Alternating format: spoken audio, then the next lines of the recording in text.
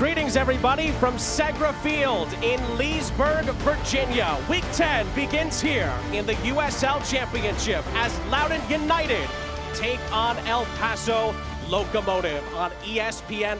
Sean St. Jacques, Ricky Lopez-Espin, our entire crew, thrilled to be with you this evening as we start by looking at the Loudoun Open Cup game. Last time out, Ricky, a tremendous result, knocking out Orange County and Irvine. And due with the travel going across country, it was always the undermining opportunity for Loudoun United. But Wesley Leggett, he gets a brace. We won't see him start tonight, but the message is, Sean, for this Loudoun United side, they're going to be confident, especially after this win. Now they're playing at home against El Paso Locomotive, who's been struggling to start this season. Loudoun's first ever win in California sends them to the round of 16.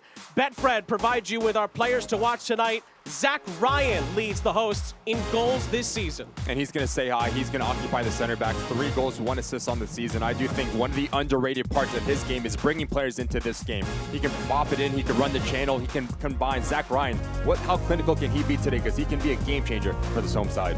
On the other side of the coin for tonight's visitors, El Paso in dire need of 3 points. They are winless in their first 9 league games. And it's interesting, Sean, because you look at this roster, they have talent. They have players that have succeeded in USL Championship, that have experience, yet the results have not come across. You need consistency in the first 10 to 15 minutes. Really is going to be important. How do you settle into this game if you are El Paso Locomotive? They'll certainly be hoping that some of their top players stand tall for them tonight. Armando Moreno is the tallest amongst them. And he's going to play central. He can play in the widest space that he picks up between the lines. He can beat you through combination play. How quickly can he get in rhythm, and how clinical and confident can he be? He needs to be very good for El Paso Locomotive if they have any hopes of sealing all 3 points here tonight.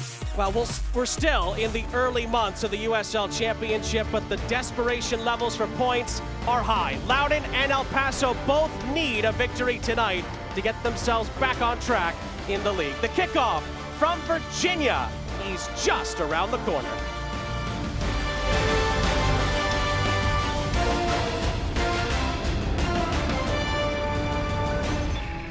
What's your emergency?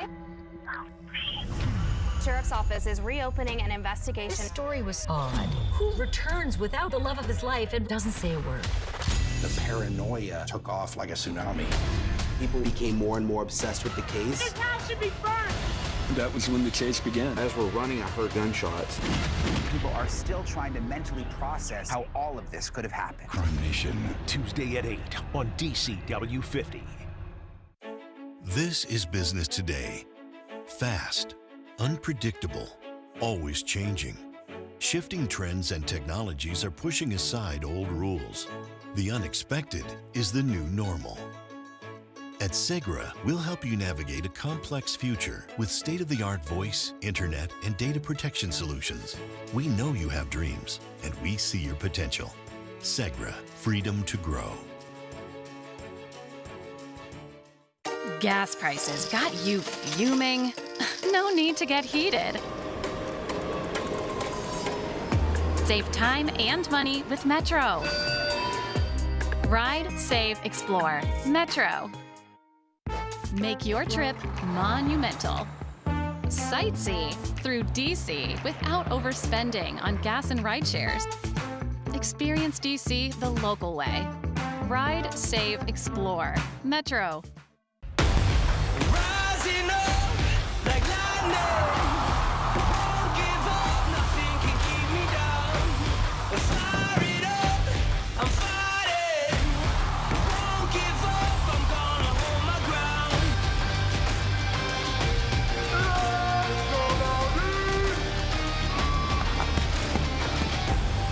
Get tickets for our next match and info on special events at LoudounUnitedFC.com. Sean and Ricky back here with you. We jump into the starting lineups, beginning with Ryan Martins, Loudoun United. It all comes down to that front 3. Ryan, he's going to push high. Abukora and Francois look for them to be really dictate and go vertical with their runs. McCabe and Below, the 2 center midfielders, how quick can they dictate tempo? And that back line, they need to stay compact and keep everything in front of them. For El Paso Locomotive, Brian Clarehout is suspended tonight for a red card he picked up in the last match. John Burklow is the acting coach tonight. Here is the 11. I do think it starts in that back, right? You have Stauffer, you have Lyons, their work rate on both sides of the ball, and then you have Rose, Akinyode. Look for them in the center of the park to be that security blanket right in front of this back line. Moreno, Calvillo, what does their work rate look like, and how quickly can this side get comfortable? Now, we highlighted it earlier, both teams in desperate need of 3 points tonight. El Paso in particular trying to get their first victory of the season. 10 games for El Paso in all competitions competitively. They have yet to pick up 3 points. For Loudoun, on the other side of the coin, they do have 2 wins, but at the moment they are still fighting to get above the playoff line and stay there. That's been always the big consistency issue at times with Loudoun over the years. They can get into the playoffs positions, but they don't always tend to stay there. Loudoun in their whites with their red trim get us started at a soggy Segra field. They'll be going from left to right on ESPN+. El Paso are in their road blues with the white numerals. El Paso over the years have tended to dominate in this fixture. They've won the prior 2 meetings comfortably. They're hoping their chances of turning the season around that can continue here tonight as the rain comes down in Leesburg. Of course, for Loudoun, they'll be hoping to carry over the confidence from California into this performance tonight as Moreno plays the ball across, and in the blink of an eye, El Paso score! First goal of the season for Tumi Moshabani. And before we've played a minute, El Paso make the opening statement. It's 1-0.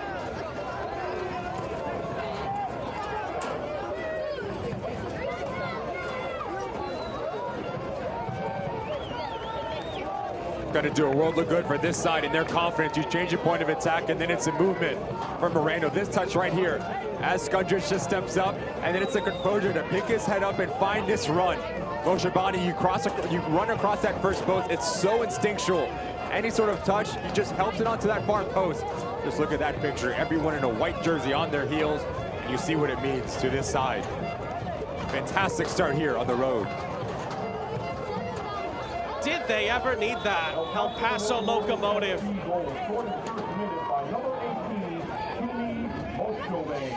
Tumi Moshabani is the 5th different El Paso goal scorer this season.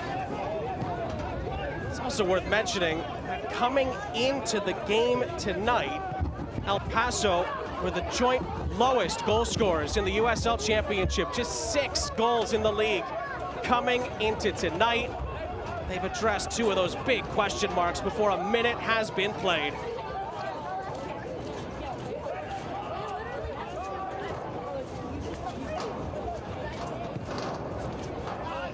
Just when we're talking about Loudoun trying to carry in the confidence from Irvine, they're immediately behind.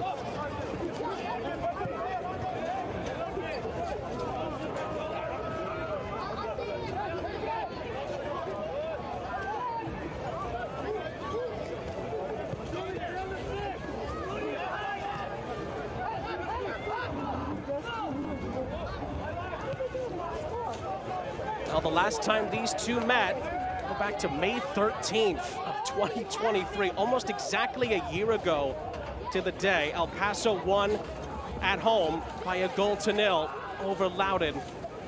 The prior meeting before that, El Paso also were able to come away with the points as a little bit of a flashpoint occurs in these early moments. What be exactly what John Burklow, who's the head assistant, the acting head coach today, and Brian Clarehout, wherever he is watching this one, they will be at least, maybe not a smile yet on the face, but they'll be relieved and happy with the way El Paso have taken the bull by the horns here early on. It's a good step forward for this El Paso Locomotive side. Brian Clarehout wants the side to be free. He wants it to play with a lot of fluidity, especially on the front line. Loudoun looking for a response. Whistle goes. Elamir Stefanovic is our head official today, and looks like Cristiano Francois, formerly of Miami FC, commits the foul. We're going to see a lot of the movement for the visitors, whether it's Moshabani on the right-hand side, but he's left-footed, so he's always going to come centrally. Moreno on this left side, I suppose, inverted winger, so that gives a lot of real estate for the outside backs to come across the corner and create overloads higher up the field. But now, what does the reaction look like for Ryan Martin and the home side? You go down the first minute, need to get on the ball a little bit more and take the sting out of the confidence from El Paso Locomotive. Moshabani trying to juggle it in the midst of two challenges from Valo and Drew Skundrich. Could be a chance here for Moreno to move El Paso forward again. Moshabani into the penalty area, and it's going to be shepherded out of play by Jacob Erlandson. It's going to be a goal kick.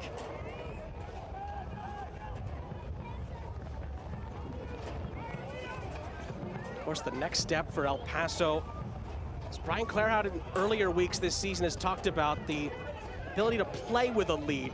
The Oakland game comes to mind, where El Paso had a lead multiple times in that game. In the end, Oakland came back and won that game by 3-2 thanks to Johnny Rodriguez. The next step for El Paso will be to try to build on the lead. And that's the consistency, right? How do you build on a lead? How do you really dictate tempo when you're up a goal, especially on the road? Last thing you want to do is try to overcomplicate things and get a little bit complacent, trying to build out of the back.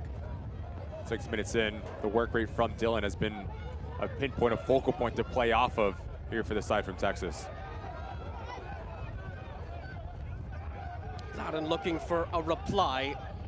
Bukura lays it off. Erlandson sends the ball ahead. This is good build-up play here. Skundrich into the penalty area, and after a bit of hesitation, Jamali Waite is able to catch and clear for Locomotive.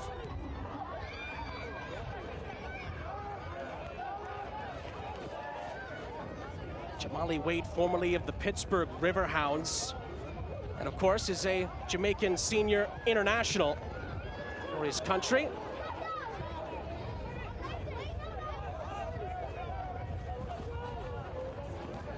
I mentioned it earlier, El Paso has never dropped points. In the prior two meetings against Loudoun, they're hoping history will repeat itself tonight and get El Paso finally into the win column, not a moment too soon from their point of view.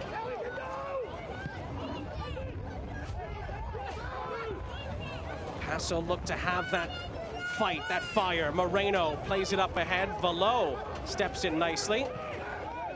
Loudoun will recycle possession. Ball is fluttered up ahead, looking for Francois.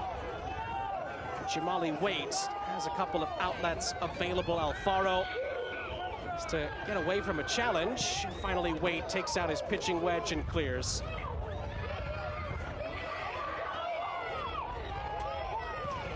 Ooh, that's a ricochet off a clearance, and all of a sudden, Loudoun might have a chance here.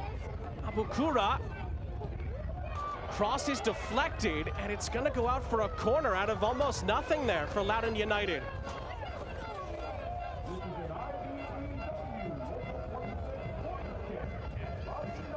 Just when it looked like it was under control, El Paso have a set piece to defend. Especially when McCabe is over this ball, you always expect quality service. To whip this thing in with a lot of power and a lot of venom, really tests weight and try to cause chaos between him and his back line.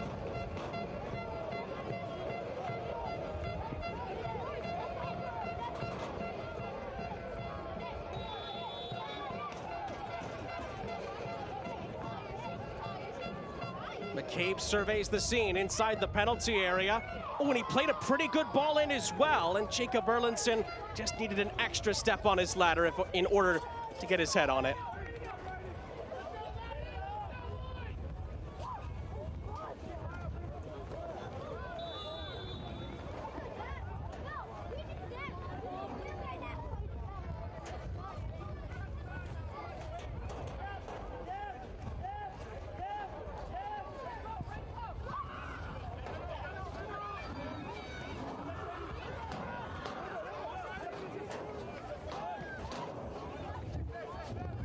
Armando Moreno was interviewed by the press earlier this week and just preached how this El Paso team is sticking together. He said the best thing we could do is continue to believe in each other, continue to stay together as a group. Felt like something that the leader of the team needed to tell this group of players, and it's been a really good response in these opening 9 minutes and change.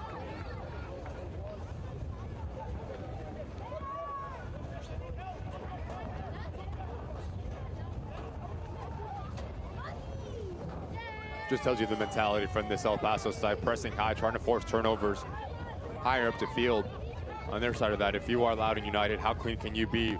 Especially the two center backs, Erlinson and Dambrot, have to pick and choose their times when to play direct, but also if you have the ability to break lines with your passing, that's when the movement ahead of the ball becomes so much more important.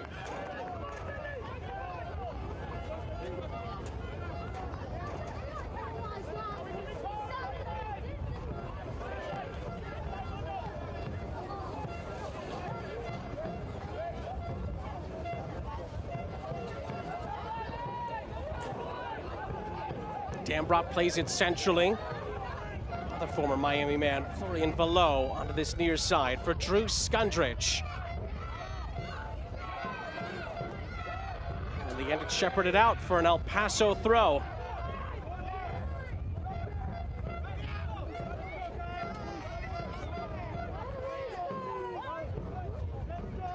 Find your next car at Tate Used Cars in Frederick. When you shop with Tate, you can trust in an honest and fair deal. Why spend hours driving to dealerships and cities to waste your time and get ripped off? With Tate, there are no hidden costs. Our price is as listed. We'll even take care of Maryland State inspections. Get your certified pre-owned vehicle today with the knowledge that you're getting the best deal. Stop in and see our wide selection of vehicles. We have the one to meet your needs. Or visit us online at TateFrederick.com. Nobody has what Tate has. Alfaro recycles the play for El Paso Locomotive and then pings a ball up ahead, but Loudoun have enough players around it in order to regain possession. More El Paso pressure. He's going to keep it at this end of the pitch. Just joining us and wondering how there's already been a goal. It's because that man scored his first goal of the campaign for El Paso. Tumi Moshabani, of course, has had a tremendous career in this league. And you probably remember him for his incredible time and at times heroic goals that he scored as a member of San Diego Loyal. Played for San Diego Loyal each of the last 4 seasons. Of course, the team, unfortunately, now is defunct. Not a bad time to score your first goal for your new club in their hour of need.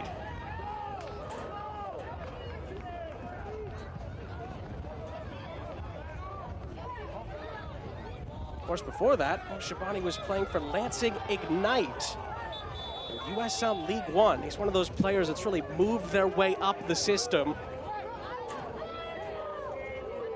He's continuing to show what he's all about.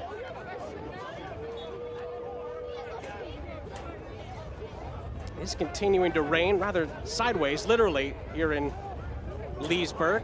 Check the forecast before the game. It should hold off for us. But again, unfortunately, neither I nor you, Ricky, are meteorologists.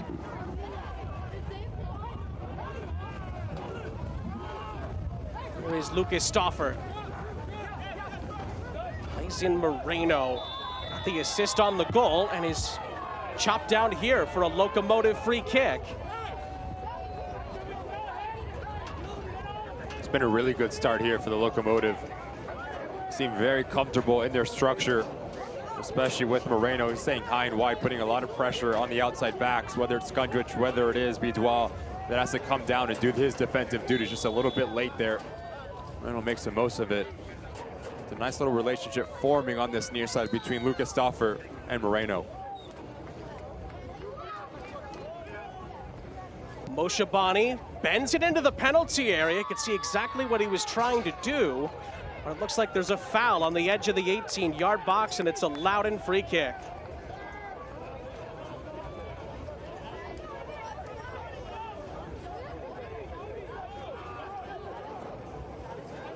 Select is the official match ball supplier of the USL Championship and many elite leagues throughout Europe. Visit us.select-sport.com for the latest Select product specials and more. Select is the player's choice.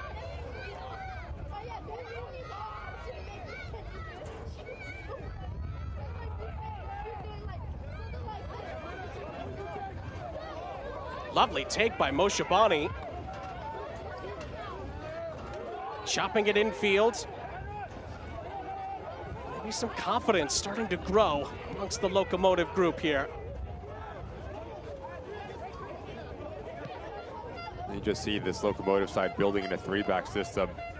So as Lucas Stoffer stays a little bit more at home, now you start to see top of your screen Lions creating an overload. That allows Calvillo to come centrally. So you do still play with a 3-man in the middle of the park. Now if you are Loudoun United, if you press, you have to stay compact from front to back. You can't give time and space, especially between lines.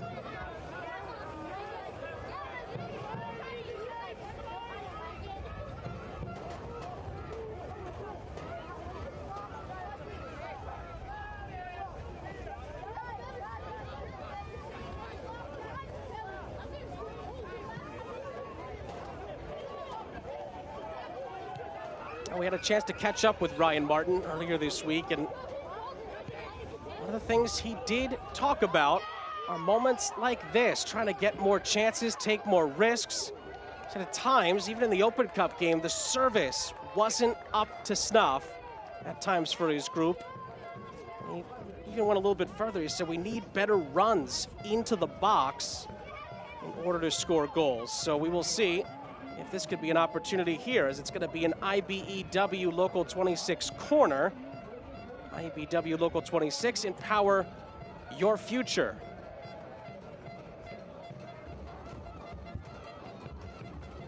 Will Loudoun get some good service from this set piece opportunity?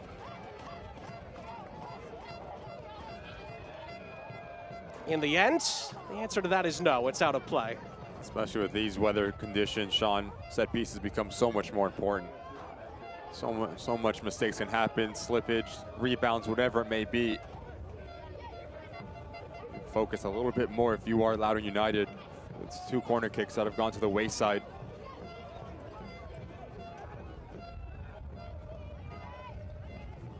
Ooh, some pressure here on Jamali Waite, and Loudoun do win the ball back eventually, and the cross into the middle. Sees an El Paso player do just about enough. But Jamali Waite playing with fire in his own penalty area.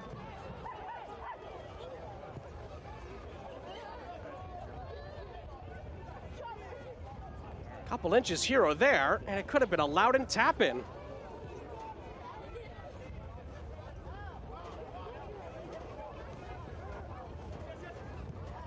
Good ball. Abukura sent it back. Now it's on the far side with him.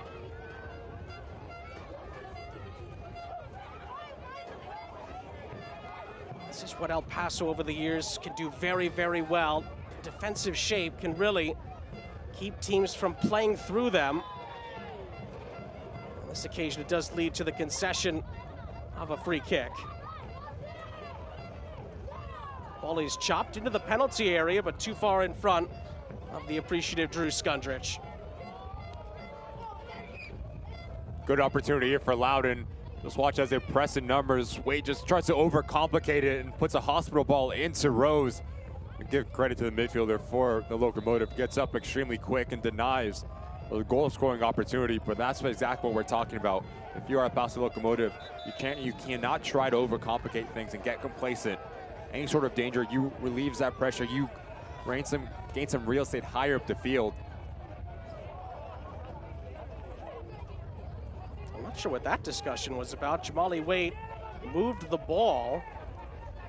It's the referee, might have been about something else, not entirely sure, but on we go.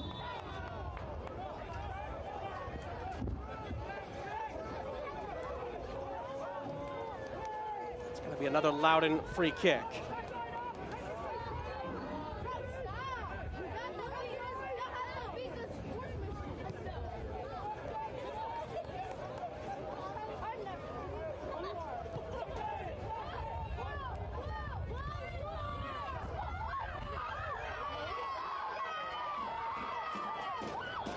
Ball crossed into the middle. It took a deflection on the way through, but this is handled easily by Jamali Waite.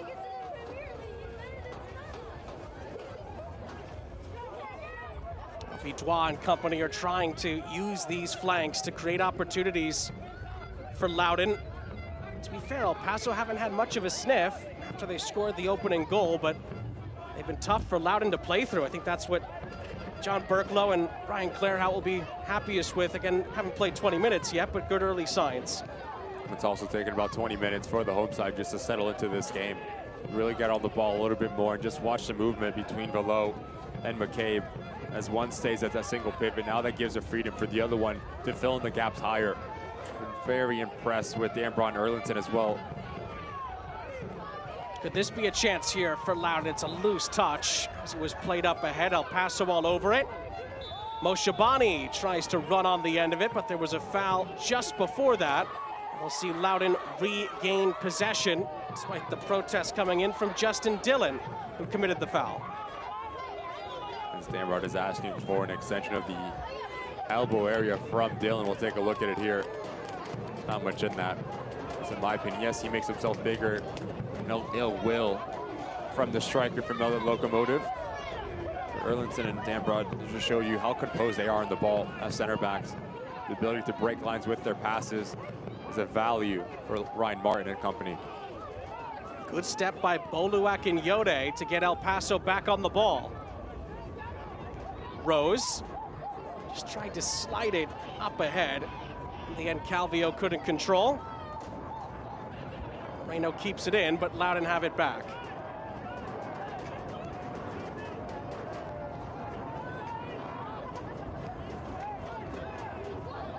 Last game for Loudoun in the league, to go back to May 4th, was a 0-0 draw against Detroit, a result that Ryan Martin was really happy with and would have loved to grab the 3 points, but liked how the team handled the game against the Detroit City side that they've been doing really well, not just in the USL Championship, but of course they're the toast of the town in the Open Cup after knocking out defending champions Houston Dynamo last round on penalties.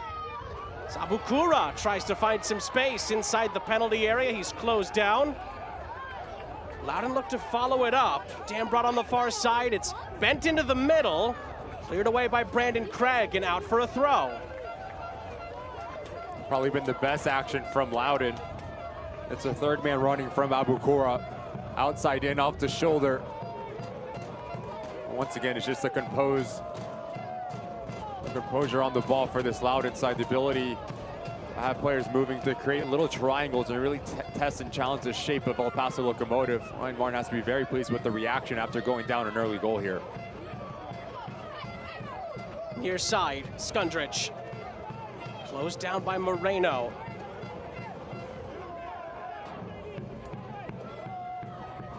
Ando Moreno was one of the players that Ryan Martin was worried about, and for good reason. He's a playmaker. We've already seen that on full display in this first half. Sent away by Alfaro. Tried to find Dillon. It's a reset to Hugo Faru.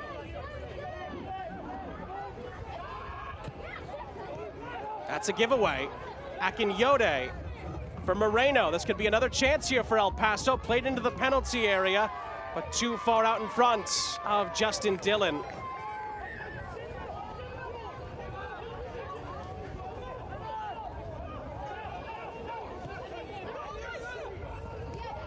Idua on the turn is swarmed. Moreno doing a lot of the hard work. Helping out El Paso there, Akinyode and Stauffer as well. Back for Waite. Battle forward in the midfield. Loudoun get on the ball. Brief handball it feels as Abukura maybe too much on the touch. And Alfaro comes out with it for El Paso and is having his shirt pulled. Referee allows Locomotive to continue on.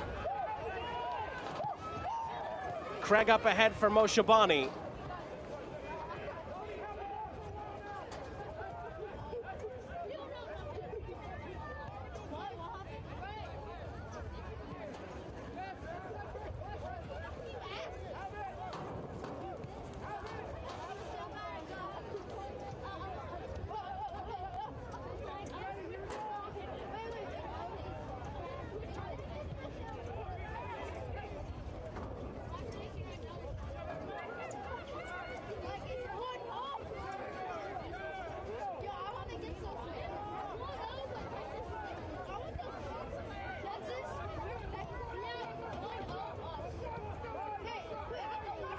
Alfaro. Assessing his options, has Stauffer on the near side, who has time and space to run into here. Stauffer invites more El Paso players into the act. It's going to be a shot on the edge of the penalty area from Liam Rose. Loudoun are able to block it. And then Francois.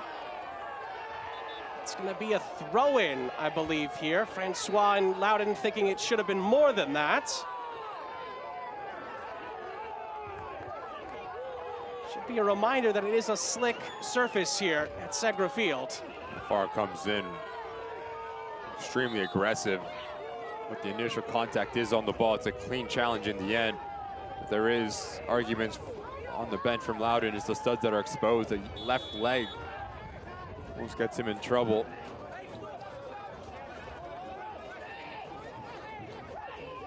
You heard the shouts from Ryan Martin and his staff. They did not approve of it. I think a second look would maybe ease their complaints a little bit there. That did look like a pretty fair challenge, to your point, Ricky.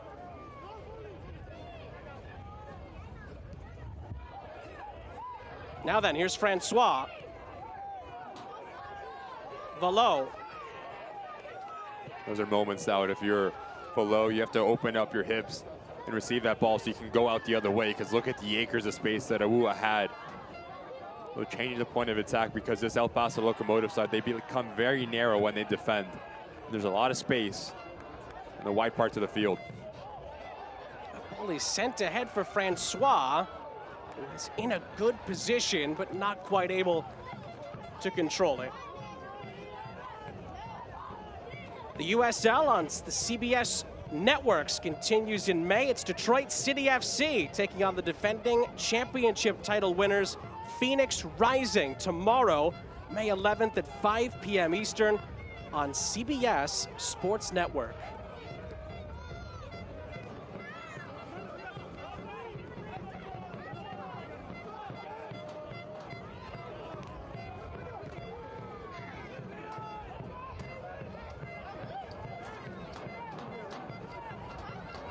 It's good control there, middle of the park by Eric Calvio. Yode for Stauffer.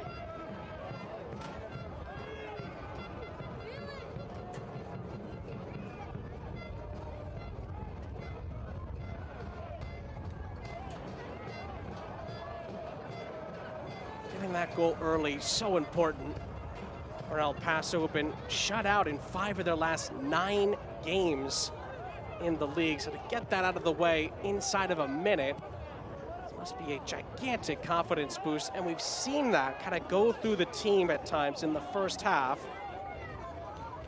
Loudoun haven't had too much to show for it yet in the attack. Paso have, well, they tried to build on the momentum as they try to search for what could be a crucial second goal in this game. In search of their first victory of the season.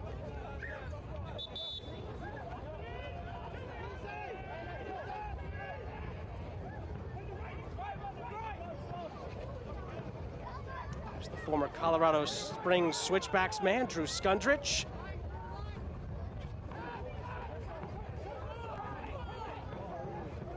They get the ball back into play, but more El Paso pressure, making life difficult here on Loudoun. Skundrich will change the point of attack, but it's picked off, and El Paso have the ball back. It's played in for Moshe Bani. And it's saved in the end by the goalkeeper. Second try is blocked off the line and out for a corner. Some critical last-ditch defending. First Faru, and then I think Erlinson blocked it off the line for Loudoun. Not the best decision here from Skundrich. Just tries to play this ball across the field, but there's just so much hang time. Lyons picks his pocket, and it's the ongoing run once again from Moshe Bani. Good save from Faru. And like you said, Sean, last-ditch defending effort from Erlinson. From the corner, it's headed down, and then Stauffer! Did it go out for a corner? Yes, it did. Oh, he came within a whisker of giving El Paso a second. A bit slow to come off their line. This Loudoun United side straight into the path of Stauffer. Pulls it nearly wide of that far post. Just see the bodies in front of Farouk. That's on target. There's no chance the keeper stopping this one. Another opportunity here for Locomotive.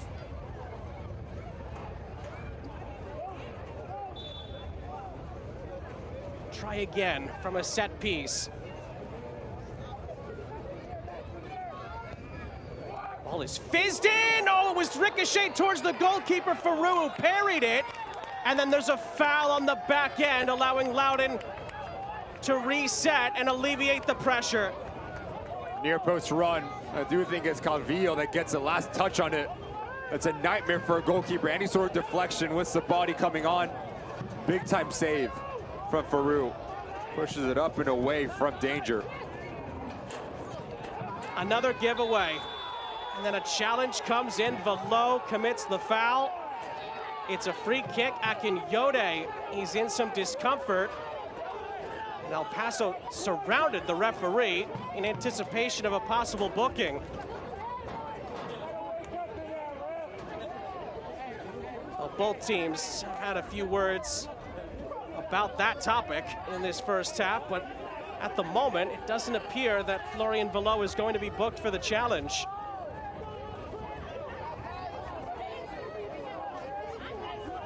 It's a heavy touch here.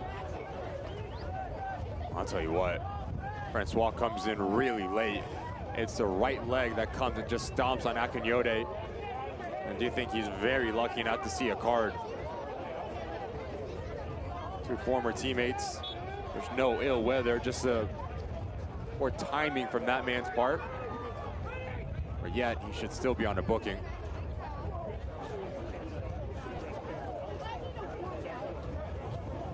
Just gonna be a free kick for El Paso. Get the ball back into play.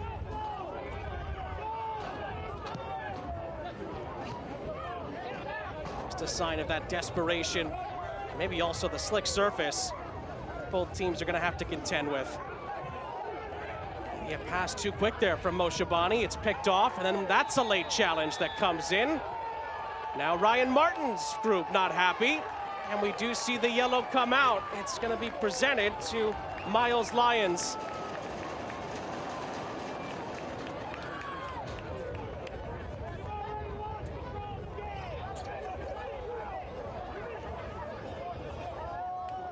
It's one of those, Ricky, you hear players and coaches talk about it all the time. They want consistency.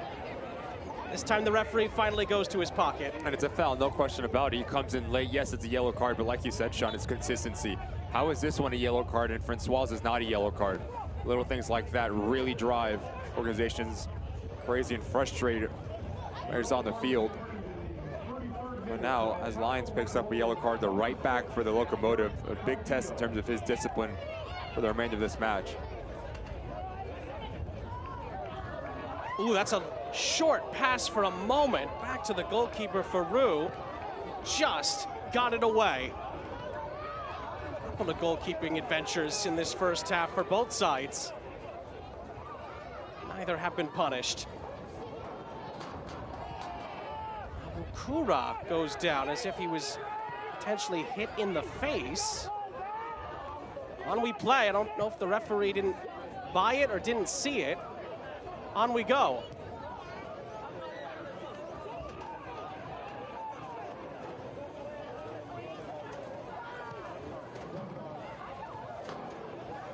It's going to ricochet out of play. It's going to stay with Loudoun. Loudoun having a very difficult time dealing with the repress from this Locomotive side. And having the ability to bypass that first line of pressure into pockets of space. We have not seen Ryan on the ball whatsoever for Ryan Martin. A player that we highlighted in the open, 3 goals, 1 assist on the season. He's always going to be, watch out here. It's a good step in by Stauffer. Stauffer for Moreno. And Moreno tries to beat the goalkeeper at the near post. Farouk does well.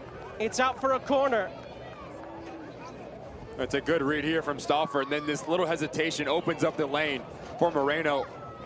A player this quality, you need to go far post with that action, open up your hips and just bend it or you just whip it across the 6-yard box to get Calvillo and Justin Dillon on the end of it. Good save from Faru. From the corner, it's punched by Faru. In traffic, Stofferu took the corner, wins the throw.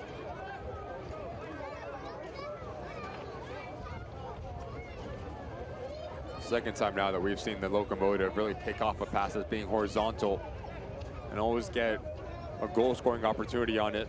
So that's going to be the message, or one of the messages from Ryan Martin to his side. Decision-making while playing out of the back. Too many times you're giving the ball back across to the Locomotive. It's another foul that comes in. There's actually fans that have little yellow cards that they're holding up almost after every challenge. This one looks to be just a free kick. First, it's his first challenge from Macaniote that goes wrong, and then Stoffer just swipes across Francois right in front of the Loudoun bench. Doesn't look to be a booking. On we play. Not sure I've ever seen that, Ricky. Fans having yellow cards to hold up to the referee after a challenge.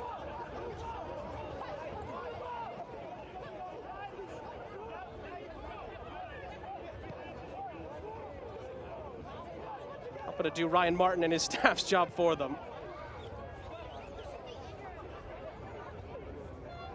Certainly been a physical half. There's no question about that. Another challenge. This one's going to go Loudoun's way. It's a free kick.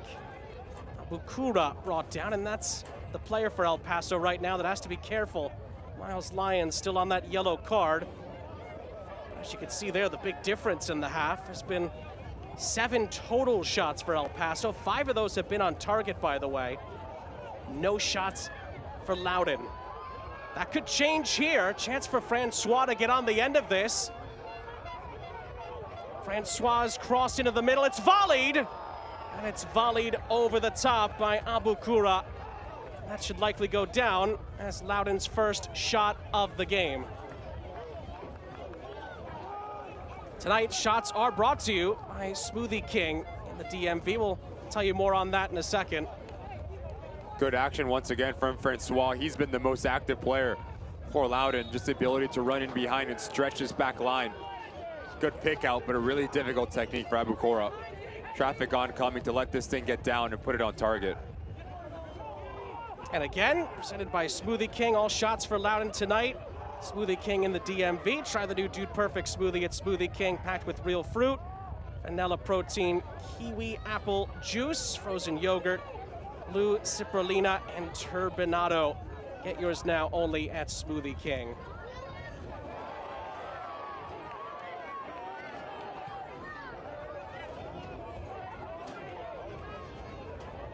First shot for Loudoun tonight. Sure, Ryan Martin, again, we talked to him about it earlier this week, will want more than just that. Not going to be enough for them to be satisfied.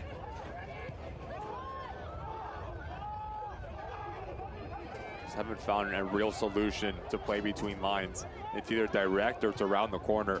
Plays right into the hands of this Locomotive defensive unit. And a little bit more in terms of the cleverness from Abukura and Bidwa, the 2 wide players. You want them to come centrally underneath Ryan and Francois.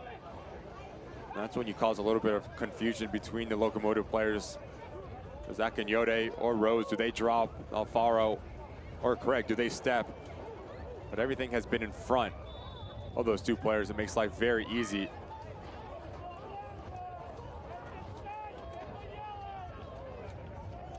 Game's gotten a bit choppy in these last 5 to 10 minutes. Goal was scored in the first minute by Tumi Moshabani, his first goal of the season. Since then, El Paso have looked the more likely, and Moshabani is going to lead El Paso into the break again. And Moshabani plays the ball across. It's 2-0. Eric Calvillo scores for Locomotive. Moshabani has scored and assisted for El Paso in this first half. It's just what the doctor ordered for the Texans. They lead 2-0. That's the right idea from Erlington, just to break lines. It executed poorly, though. And as he gets beat from this, it's the ongoing run from Moshabani. Decision-making, the patience. You understand you have an option to your left, you have an option to your right. As you draw in Dambrot and Faroux, very unselfish. Just to put into the path of Calvillo. He's not going to miss from that distance. 2-0 to the visitors here on the road. It's a captain's goal for El Paso, and it's Eric Calvillo's first goal of the season. We talk about decision-making, Sean. And your first thought goes to on the ball, right? You want to connect your couple passes, you want to make the right decision, but also as a defender, it's when you step and when you drop. As Erlington tries to break a line and the ball gets turned over, there's no need to step higher up the field, because if you get beat, you're getting out of the game. You have to drop off and delay so your teammates can drop in and provide that support defense. But as you step up, Justin Dillon does just enough to shield you away, and then it's a movement from Moshabani. The first to react, and it's a 3v1 for Dambrot. There's nothing he can do. It's going to be a frustrating first half for Ryan Martin and this Loudoun United side.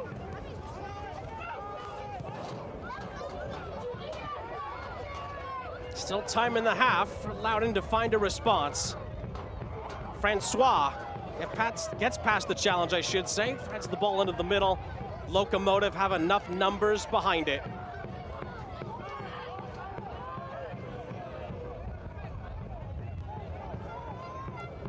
McCabe on the turn. Below. Gets it back from Skundrich.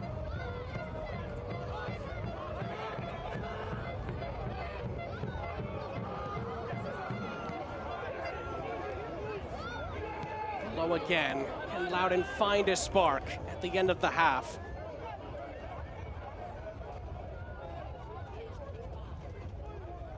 Pushing a chase into the penalty area. It's chopped across as well. It's headed down. Handball appeals coming in from the Loudoun contingent. Referee waved it away. Nothing doing. And Loudoun forced to reshuffle. Skundrich forced to go even further back.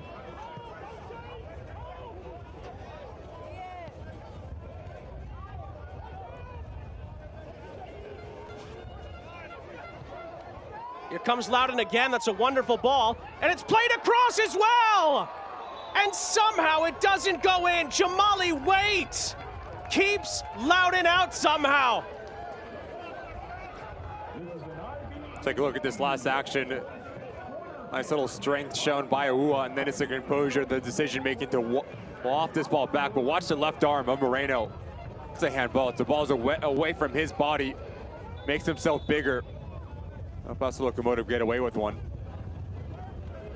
Got away with two after the big weight save that followed. Certainly, if we had the access to VAR, I think that definitely would have been overturned. What gets him in trouble, Sean, is it's not in a natural position. His right arm is away from his body. McCabe from the corner. It's a diving header from Alfaro. It's sent back in. Loudoun trying to follow up on it. Abukura out to the far side. Gets it back from McCabe and then sends a great ball in, and Francois can't wrap his boot around it as he was uncontested.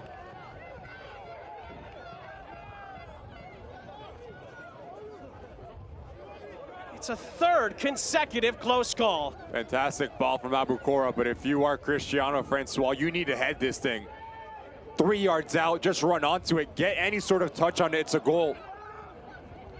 A little bit of maybe lack of confidence from the striker. He elects to go with this boot shoulder height.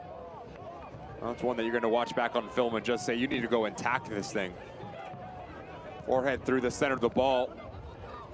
Too close for Jamali Waite to make any sort of play on this. What an opportunity that was for Loudoun United to get one back right before halftime. More good reactions from Ryan Martin's side, but no end product. Zach Ryan down the far side. Again, it's fluttered into the penalty area. And had a chance briefly to fall for Drew Skundrich, but El Paso clear it. However, they don't do so definitively. Velo tries to switch the point of the attack. Handed away by Akinyode.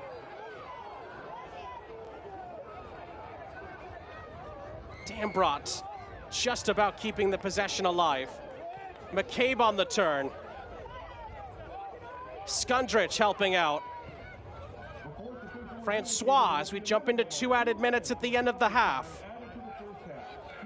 Francois forced out for a throw. Stoppage time is brought to you by Novak. Novak keeps you humming along. Can Loudoun rev up the engines at the end of this first half and get a goal back? Ken Francois the target. The ball is hit too firmly.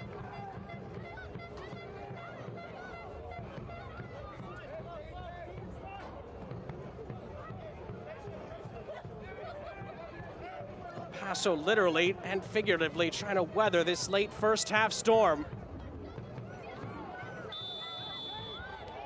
That is going to be a foul and a Loudoun free kick. Just no need from the big forward. So deep in your defensive half. This provides a really good opportunity for this Loudoun side just to whip this ball in. You're aiming for right between that penalty mark and 6-yard box. Try to catch Jamali Waite in no man's land.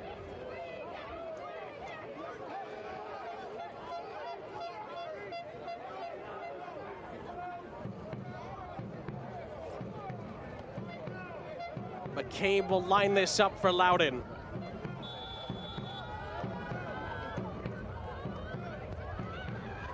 Sends it right towards Waite. And that's exactly where El Paso wanted him to put it. That's a third Loudoun set piece now in this first half. You haven't given your big boys a chance to get on the end of it. 2 of them have been overhit. Third one right into the hands of the goalkeeper. And Waite's clearance is the end of the half here in Leesburg.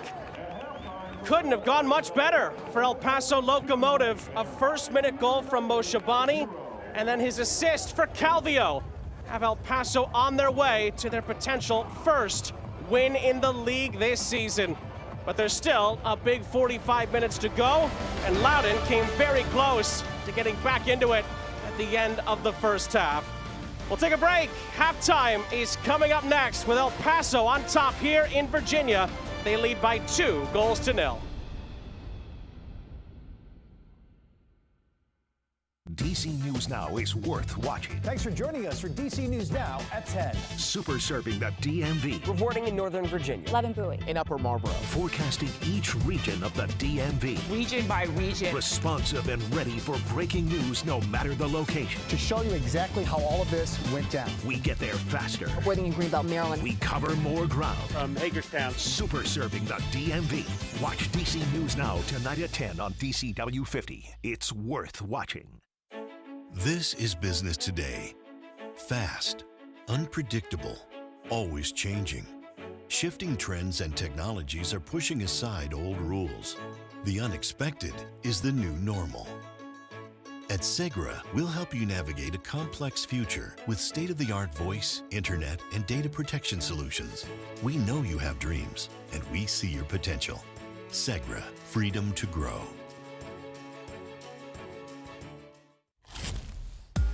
Listen up. We got you. Okay. I know you're impressed.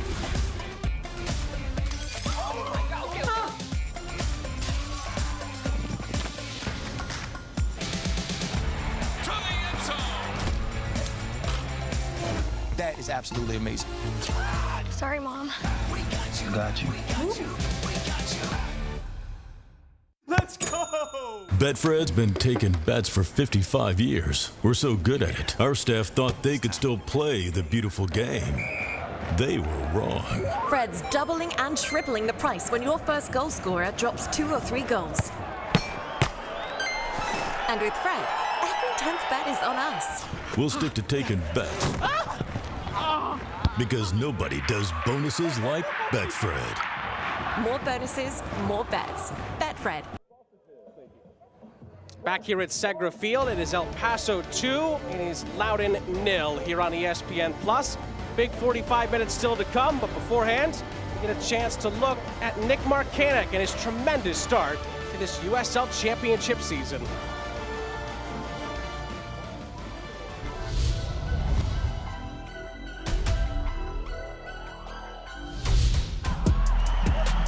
Opportunity here. The hit and a goal. 2 goals apiece. The lethal left foot of Marcanic. Rosarena, that was a dangerous proposition. Marcanic, a wide open net, and it's bullseye. Marcanic's never gonna miss that.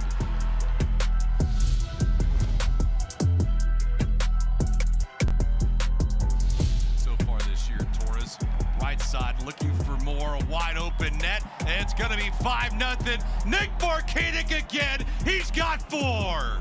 That is utter joy for Nick Marcanic and his boys.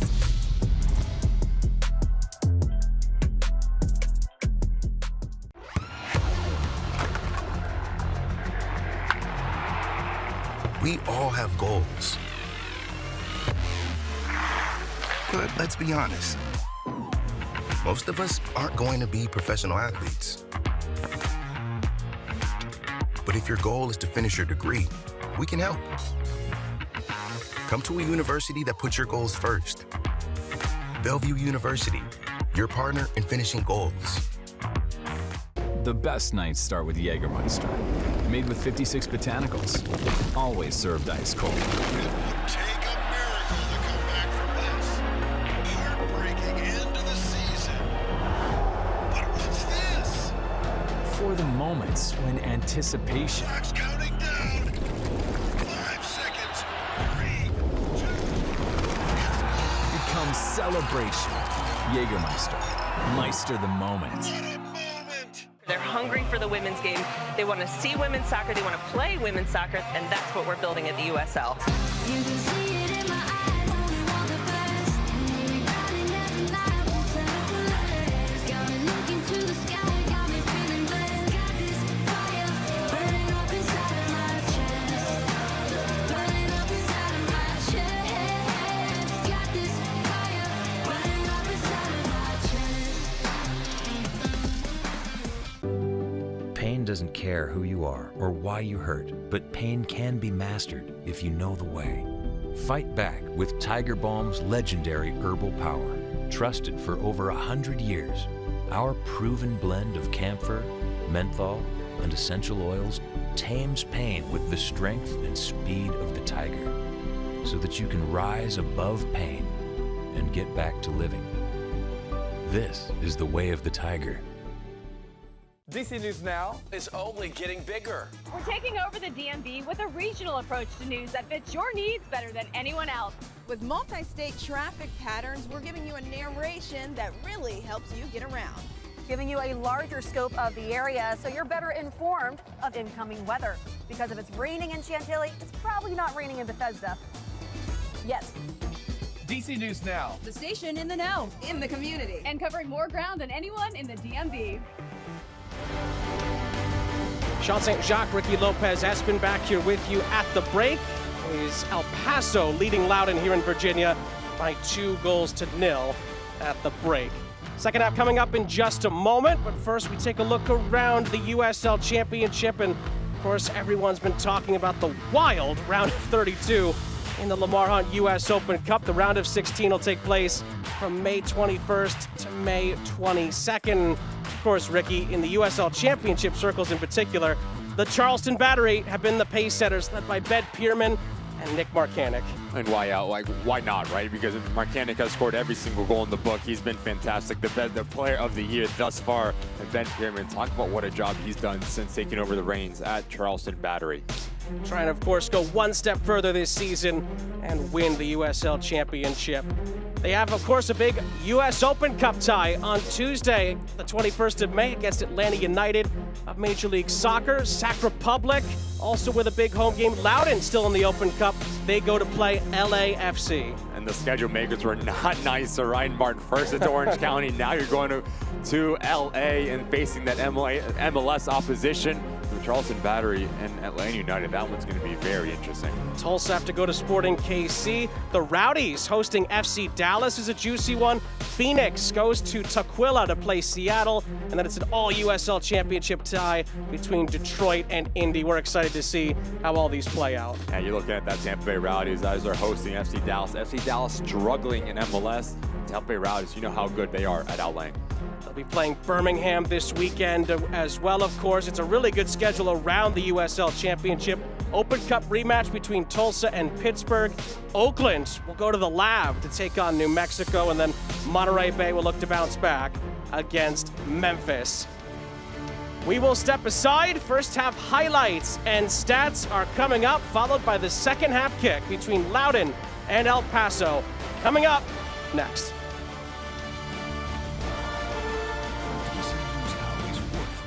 Good morning, and thanks for starting your day with us here on DC News Now. Wake up with the team super serving the DMV. If you want to get a head start out there before you head out the door this morning. Keeping you in the know as you start your day. Live here in Bowie, live in Dulles. With weather and traffic that won't keep you guessing. In DC, Maryland, and Virginia. Wake up with a team focusing on all the communities in the DMV. Watch DC News Now. Weekday mornings from 5 to 9. It's worth watching.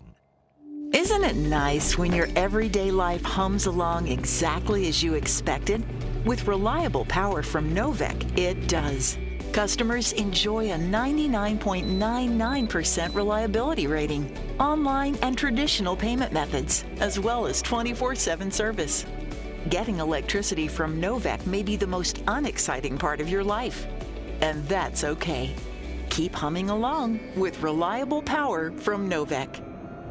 Does anyone feel like life can be really messy? I know I do. There is something shady going on. There's a million ways to cheat, and everybody lives on their phone. I found a screenshot of this woman. Let's be real. The game has changed. I cheated, you cheated. So what? I'm here to help make sense of it all, because trust, I've been through it all. And I'm not afraid to get into your mess. You are not winning in life. Let that sink in. So let's get into it. Karamo, weekdays at 3 on DCW 50. Gas prices got you fuming? No need to get heated. Save time and money with Metro. Ride, save, explore. Metro. Make your trip monumental. Sightsee through DC without overspending on gas and ride shares. Experience DC the local way. Ride, save, explore. Metro. Sean St. Jacques, Ricky Lopez Espin here with you, moments away from the start of the second half, with Loudoun looking to come from behind against an El Paso side in search of their first victory of the season. Locomotive lead 2-0. Let's see how they got there in our first half highlights here in Leesburg, Virginia. And Ricky, it only took seconds for El Paso to come up with a dream start. Sending your screen, just watch Moreno how quickly, as this ball gets sprayed wide, he gets his body position facing towards the goal. But this touch right here to beat Skundrich, and then it's a secondary touch to close down the angle. You see the movement from Moshe Bani, weak side across the face of that near post. It's an easy look, makes it finish look a lot easier than what it is. Instinctual for El Paso Locomotive as they go up 1-0 in the first minute of this match. That was Moshe Bani's first goal of the season. He would turn from goal scorer to facilitator on the second one for Calvillo. You have to be pleased if you're the Locomotive, just the numbers, the willingness to get on the end of things. Has two options, to his left, to his right, as he delays just a tiny bit. He brings in Dambrod, he brings in Peru, and then it's the awareness to put into the path of Calvillo, and you will not miss from that distance. 2-0 Locomotive. It's the captain's first goal of the season as well for El Paso. Just what the doctor ordered for Locomotive as we look at the Betfred halftime stats, and really the shots on target tell you the story from the first half. 6 for El Paso, they converted 2. Loudoun have had 0 shots on target. Yeah, if you're right, Martin, getting into that final third, what do? You need to be a little bit more clinical and a bit more ruthless, tenacious as well. We have not seen Zach Ryan get on the ball whatsoever, a player that we highlighted in the open. So I do think that's going to be one of the points talking to for Ryan Martin. How do we get our star man the ball a little bit more? El Paso, of course, will be hoping that the script remains unchanged in the second half as they look to push for their first victory. It'll be a huge moment. There's still a big 45 minutes to go. Of course, for Loudoun right now, they're on the outside looking in as far as the playoff places are concerned. Only the top 8 make it to the USL Championship playoffs. This was an opportunity for the weekend's action to jump back in there, but they're up against it right now with 45 minutes to play. And we know how important home matches are, especially in USL Championship. You need to pick up maximum points when you're sleeping in your own bed. So it's a massive 45 minutes for Ryan Martin and company. Try to flip the script in this match. On the other side of the coin, El Paso have work to do, but they're not far away from turning the corner and getting back in the race. Again, this is a live table, so this is not confirmed yet, but El Paso could really give themselves a boost with a victory. And once again, how do you play when you're up 2-0? You've learned your lesson against the Oakland Roots. You let them come back not once, but twice into that match. So how do you take those messages and those lessons learned and put it forth in this next 45 minutes? Of course, the other footnote here is that, of course, Charleston and Sacramento are the lone 2 remaining unbeatens in the USL Championship to this point in the season. Loudoun are going to make a halftime alteration. Keegan Tingy is going to come on, and Riley Baidoa is going to make way. Loudoun will make that adjustment, and El Paso are hoping for more of the same in the second half, as Loudoun will try to, of course, come from behind on their home pitch. Jamali Waite had to come up with one really important save in the first half. And looks like the rain has at least slowed down a little bit at the start of the second half. We'll see how that impacts the play. It did feel like a few of the challenges from the first half were a product of the weather conditions here in Leesburg, Virginia tonight.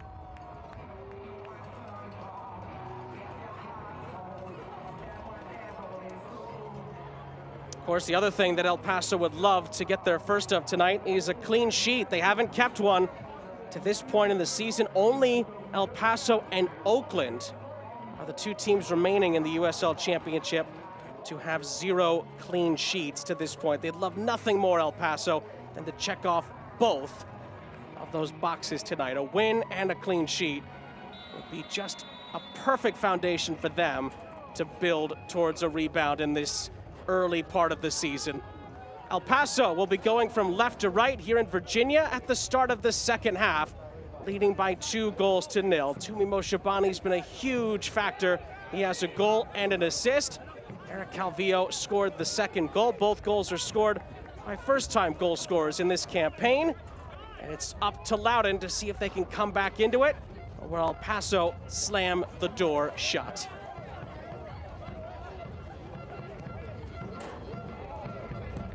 This ball is floated in behind, and it's volleyed by Justin Dillon. However, he knew, it looks like, that he was in an offside position for Locomotive.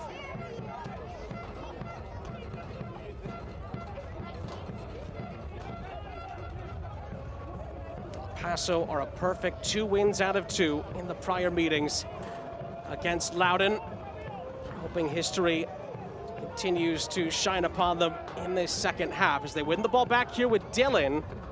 Tried to thread the needle through for Calvillo, not able to find him. And there's a push in the back on Francois. Free kick for the hosts. A little bit of a tactical change now for Ryan Martin. As Tingy comes in, he's going to play at the right back position. So that's going to put Skundrich in that center of the field. So what does his pairing look like with Velo and McCabe? 3 center midfielders now for Loudoun United. So you expect a little bit more in terms of their structure.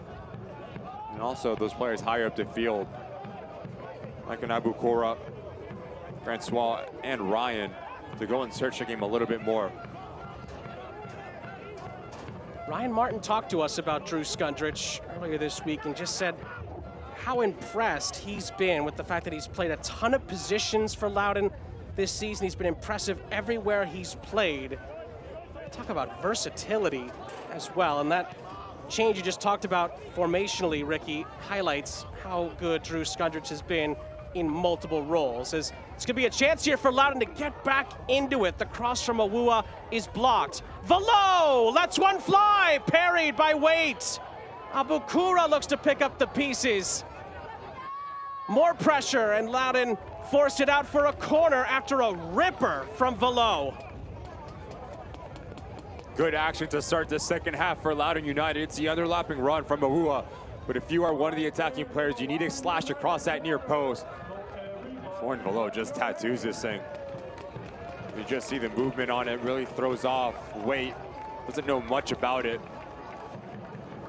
Good start for the home side.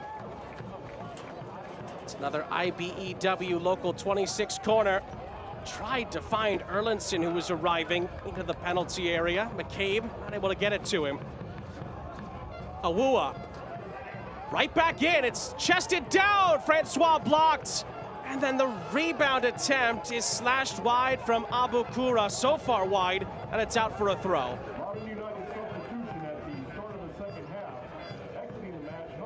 Putting on some pressure to start the second half, Loudoun United. Hasn't been the best defensively for El Paso Locomotive, a team that's conceded 14 goals through 9 games to start this campaign.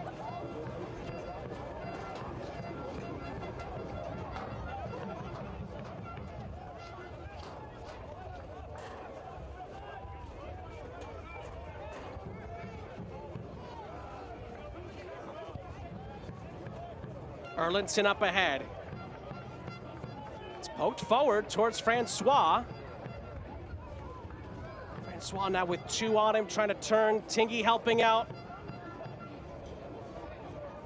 Francois again. Trying to cut it back onto his right. And he does play the ball into the middle, but it's too close to Jamali Waite.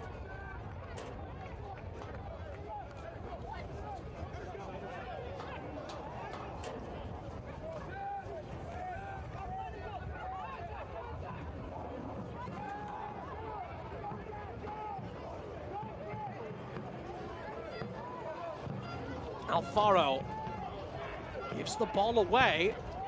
Then Moshabani retrieves it for El Paso. Moreno plays the ball in behind, but then Justin Dillon poked his head up and realized he was in an offside position.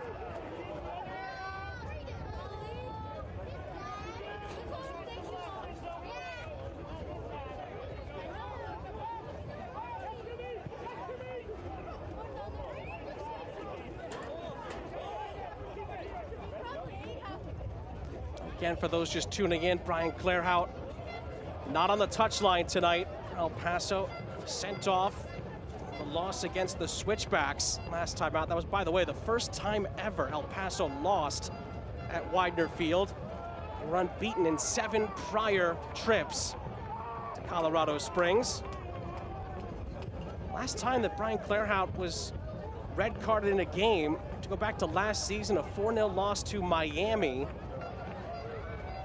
Couple of current El Paso players were playing for Miami in that game. Joaquin Rivas scored a brace. Akinyote was part of it as well. It was in the midst of a similar run that the one El Paso are on right now. It was a 10-match winless run. The game that John Burklow led El Paso in the next time out, they lost at Phoenix. We're hoping Burklow maybe could be the good luck charm tonight. So far, so good here in Leesburg, but Loudoun are trying to change the tide here in the second half.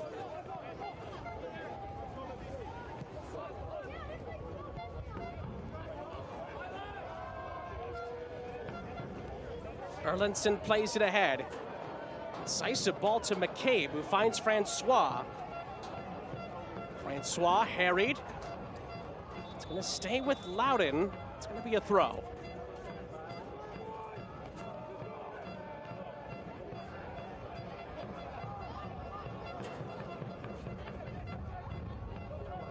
McCabe for Skundrich. Velo. There's a chance to maybe turn, but Akinyote does very well. Steps in for El Paso and tries to get them on their way.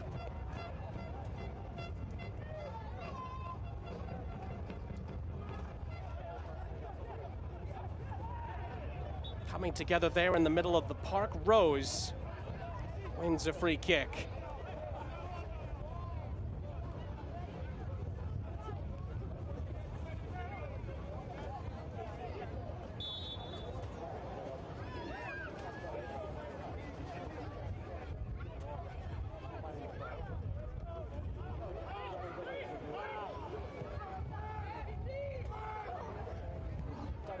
Craig played it up ahead for Calvio. It's going to be a foul and a free kick for Locomotive.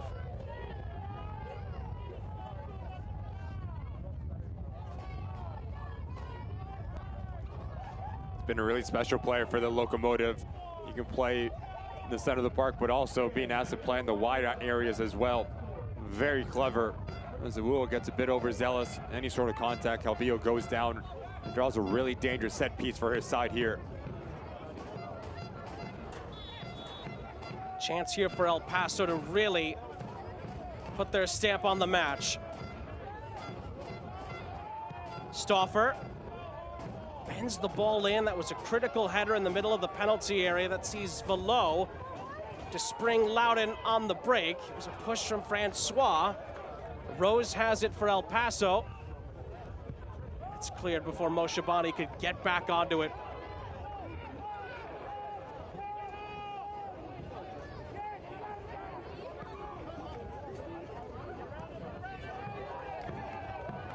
Remember earlier in the season, an earlier discussion with Brian Clairhout, he had talked about trying to get Tumi Moshabani going. Could score goals and make things happen in bunches. Would this be the start of a really good run for him? As we saw with San Diego, he is a player that is capable of carrying a team and bringing them into an attacking surge of form. McCabe, what's a wonderful ball played back across, and maybe one too many touches. Velo tries to shoot on the follow-up, and Waite stops it after Abukura took too long to get the shot away. Such a good action. First it's this ball from McCabe. Watch the technique, the backspin, and Tiki comes in. But if you're Abukura, not once, not twice, 3 times you have the opportunity to pull the trigger. As you try to do a little bit too much, you lose your footing. It's a good idea on the follow-up from Velo. We're just straight into the hands of Jamali Waite. Abukura again. Awuah bends the ball in. There's a chance at the back stick for Tingy to maybe take on the shot. At the end, El Paso have enough behind it. Moreno comes out with possession for Akinyode. He's just about able to play himself out of trouble.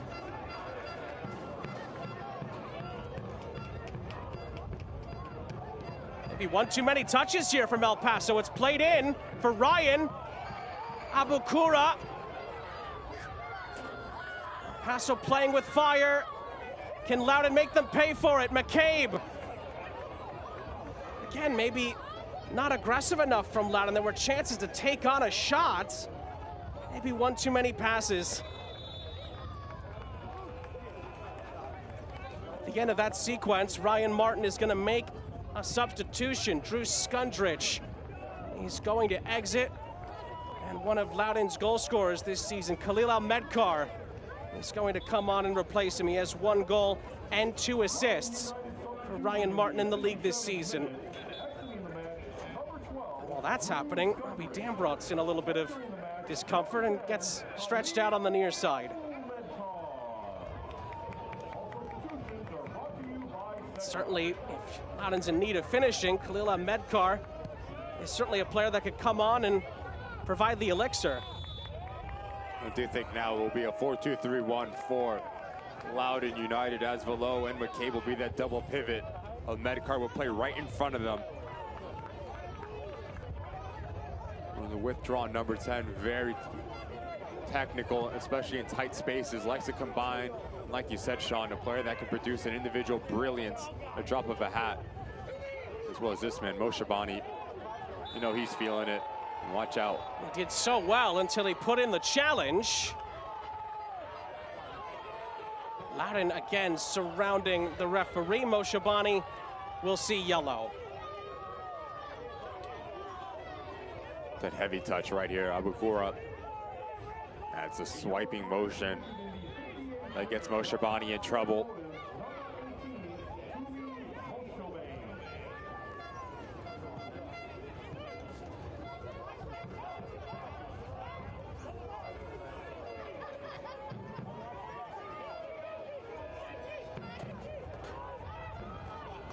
McCabe, wonderful ball ahead.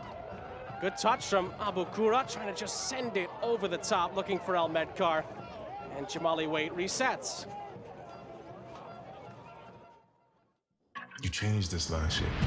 You matured on and off the field. We ain't even played our first game, and I'm already stressing.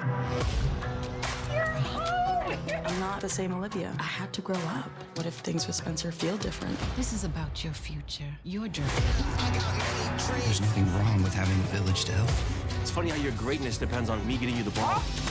That's enough. If one falls, we all fall. Monday at 8 on DCW 50.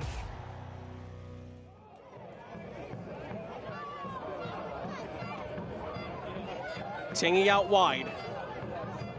Chance here for Francois. Took a deflection on its way through towards Almedkar, headed away by Rose. Out for a Loudoun throw. Second half has been mostly Loudoun attacks, but nothing to show for it yet. Okura wins another throw from Ryan Martin's group as we approach the hour mark here in Virginia.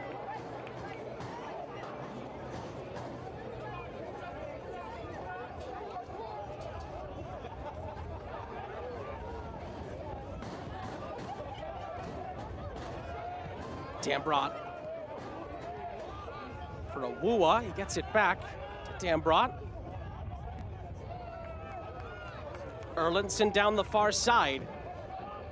Velo bending one into the penalty area, couldn't find Almedkar. Dambrot thought about it. Awuah. More probing from Loudoun United. Dambrot's touch was loose, and in the end, El Paso pick it back up with Dylan, who had his shirt pulled. Free kick.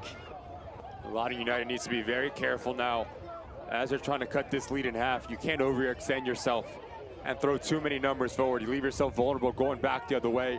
About the third time now. There's tons of real estate to operate in behind the high back line.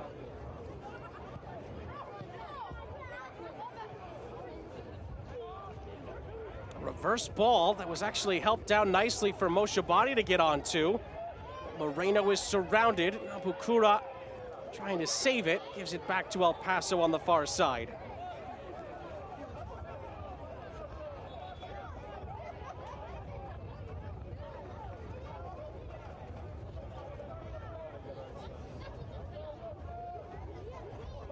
El Paso again trying to get their first win of the season. 9 winless in the league, 11 if you include Open Cup and a friendly as well. Be a huge moment if Locomotive can get this over the line. There's still 30 minutes plus stoppage time to go. Awuah almost opened up for him. Kura. Velo tried to put a daisy cutter into the penalty area. Hines comes out with it, but gives it away. Dambrot. Almedkar. Almedkar tried to bend one. In the end, it rainbows out of play. The final action that's been lacking for the home side here. 62 minutes in, doing very well, getting into about 25 yards away from the attacking goal. But it just seems to break down. No real solutions, no real problem solving to break this low block that our Paso Locomotive is implementing.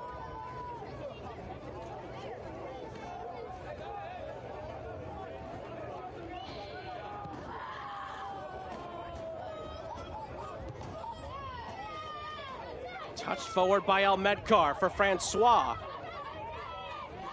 A push and a chase for Francois. He's able to get past the initial challenge from Stauffer, who catches up to him. Francois and Stauffer battling for it. It is going to be an El Paso free kick. Francois won the initial part of the tussle, but Stauffer gets the last laugh.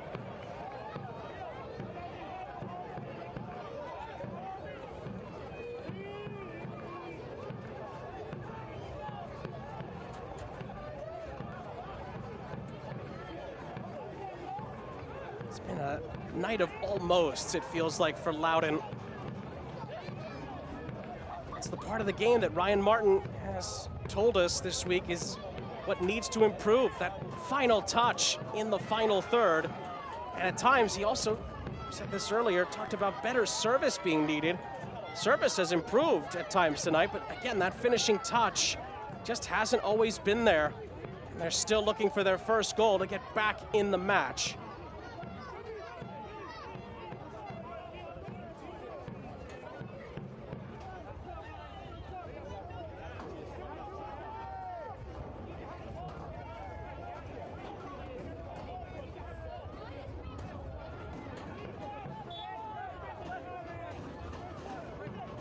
Can't watch the match? Turn on Sirius XMFC 157, North America's only 24/7 source for engaging soccer talk, including USL All Access, Tuesdays at 7 p.m. Eastern. Plus hear live matches from the USL, MLS, Premier League, and more, all on Sirius XMFC 157 and the new Sirius XM app.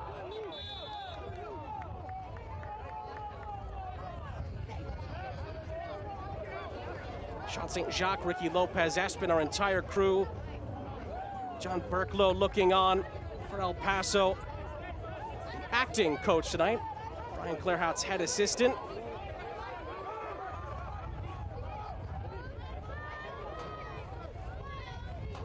Justin Dillon does well in the end, wins a throw-in for Locomotive. Feels like if El Paso could get one more, that could be curtains for Loudoun.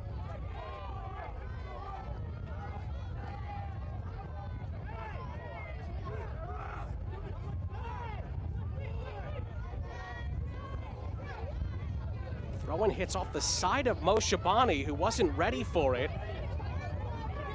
Could be a chance here for Loudoun the other way, but El Medcar is swarmed. Hines wins it back, I beg your pardon, for El Paso. It nearly fell for Dillon after a swing and a miss on the edge of the penalty area, but Loudoun are able to clear it. Tingy down the line, Abukura. Alfaro having absolutely none of that. He clears and wins a free kick. Fantastic positioning from Alfaro. It's the right idea to go early and to go quick from Tingy to put this into path of Abukura. But as your left back steps up, it's the job for the left-sided center back to rotate across, and he gets it right before that man. And it's an ill-timed challenge, just a little bit late. Unable to slow his run down and just hip checks the experienced center back. Yellow card for Abukura.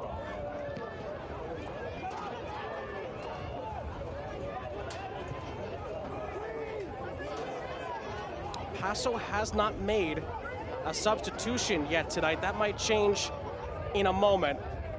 They're looking for another goal in the meantime, and they nearly get it. The two goal scorers nearly combining. Mo Shabani sees Calvillo blaze his pass over the top.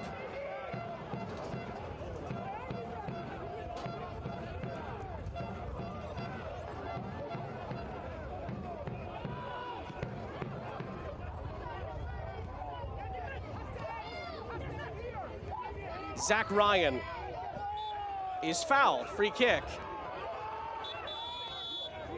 It looks like El Paso is about to make that substitution. Justin Dillon is going to come out. And we are going to see Joaquin Rivas enter the fray for Locomotive. 1 goal and 1 assist this season for a man that has scored many big goals in his USL Championship career. Formerly of the now defunct St. Louis FC, former Tulsa player as well, former Miami player. He's scored big goals everywhere he's been. Joaquin Rivas.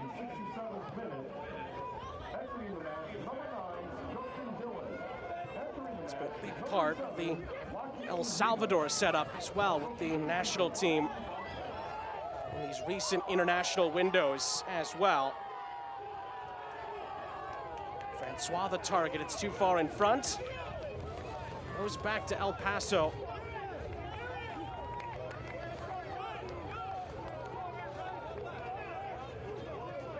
Joaquin Rivas scored 10 goals for Miami last season.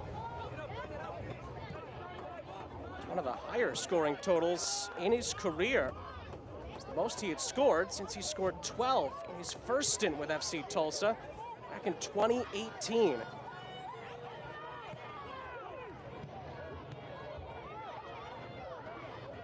Also scored a memorable playoff stoppage time winner at Hartford Athletic during the COVID season to keep St. Louis's franchise hopes alive.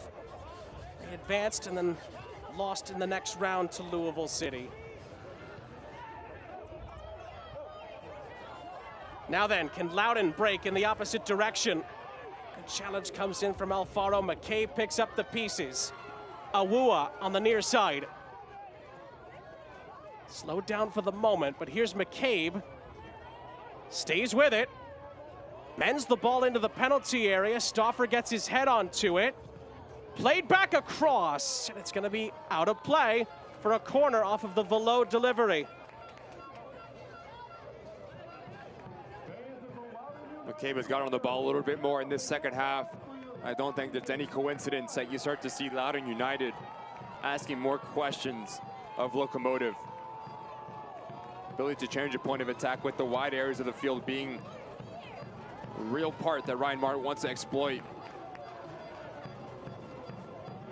Velo sends it in. Dambrot, it fell for him, and then he tried to follow up. Cleared out for a throw-in. Abukura bending one back in. It bounces around, and Calvillo says anywhere will do. Paso asking for a deflection on that. Doesn't look like there was one. It'll stay with Ryan Martin's group. Awua for Almedkar.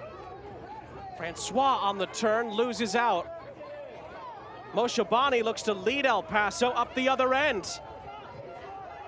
Fends off the first attempt at a challenge from Abukura. Plays in Joaquin Rivas. Calvillo's there to help. Akinyode.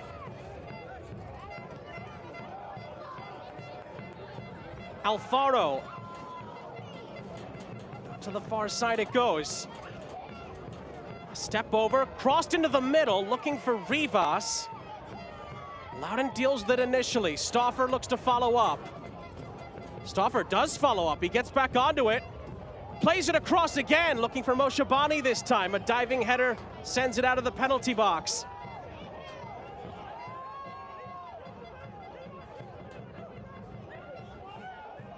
Velo. Almedkar on the turn. Akinyode is able to erase it.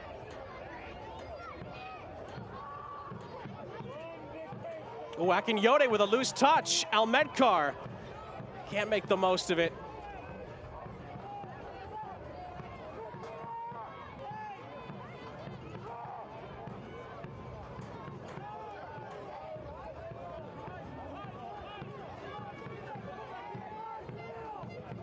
Lions bundled over by McCabe, who tells him to get back up.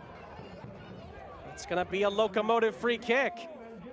It's frustration from the center midfielder.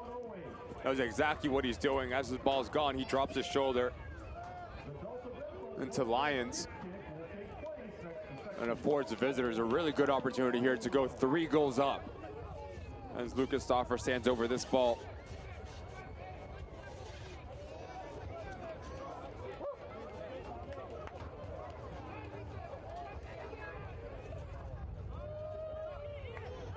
More defending needed to be done here for Loudoun to try to stay in the game. Shabani and Stauffer. Stauffer bends it in. It's headed out to the edge of the penalty area. Oh, it's a wonderful volley and a beautiful save by Faroux. What an effort from the edge of the penalty area. Sometimes it's the second phase that can kill teams. Great first touch from Cavillo. No backlift whatsoever. Just watch how quickly he gets his ball out of his feet. Full extension from the goalkeeper. Fantastic save to keep this game 2-0 from Faroux. Double swap for Ryan Martin. Cristiano Francois comes out. Dalif Abukura comes out as well. Wesley Leggett, the Open Cup hero, and Tommy Williamson, both capable of scoring, are on for Loudoun United. But it's an El Paso corner, and it's at the near post, headed away, not definitively cleared yet. Moshabani sends it back into the penalty area. Again, Loudoun have it covered. Williamson assesses his options and just shovels it ahead. Williamson gets the ball back, but Calvio is there for El Paso. It's going to be interesting now for Ryan Martin as you bring in Williamson. He's going to play next to Ryan and Leggett, the ability to be direct with his movement, to run vertically and stretch his back line. Hopefully to kickstart the attacking phase as we approach 15 remaining for Loudoun United.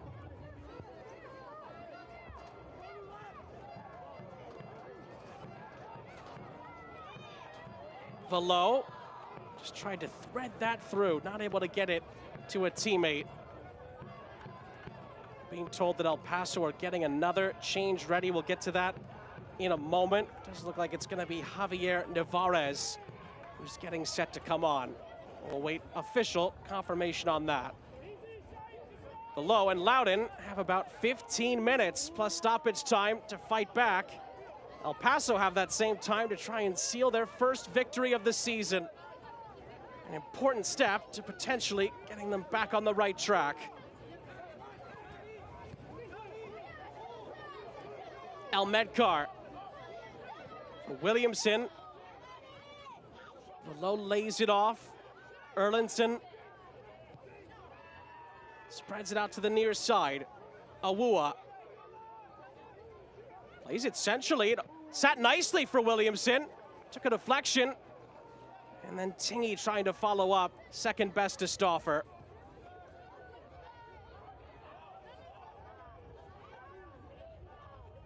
Erlinson up ahead. McCabe lets it roll all the way back. Just takes one moment for Loudoun to get back into it, but can they find it? Tingy too far in front of McCabe. Akinyode beats him to the spot. And El Paso clears.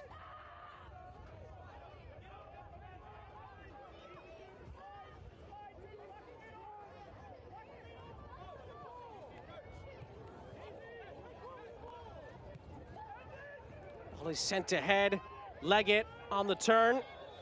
Too overzealous. Free kick for Locomotive.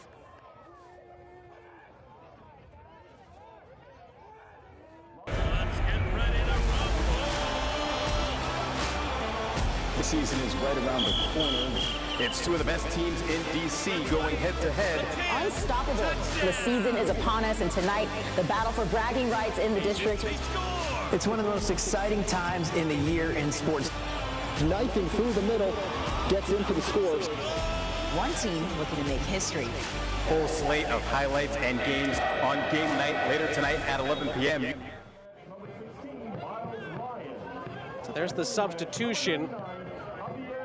Lyons is out for El Paso. Javier Nevarez is on for Locomotive as John Burklow, his team feel like they're getting towards that point. They're in the final stages of maybe seeing this out, but Loudoun are gonna keep fighting. Leggett has a lot of space to work with, and he plays the ball behind Zach Ryan. Couldn't find a teammate. Williamson trying to get another opportunity here for the hosts. Tingy in from McCabe, and it's headed over the top from Leggett. Decision making when you get to the final third and the timing as well. Leggett does extremely well, but this ball needs to be popped across right now. You take too many touches. Now Zach Ryan overcommits his run. It's a second phase once again. It's on the end of it, unable to put it on target, making his impact felt. But if you release that ball a little bit quicker, you give Zach Ryan the ability to get on the end of it.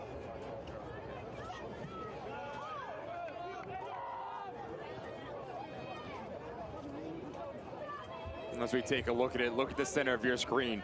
Number 14, as he creates that little bit of separation, you have to pop the ball in right now.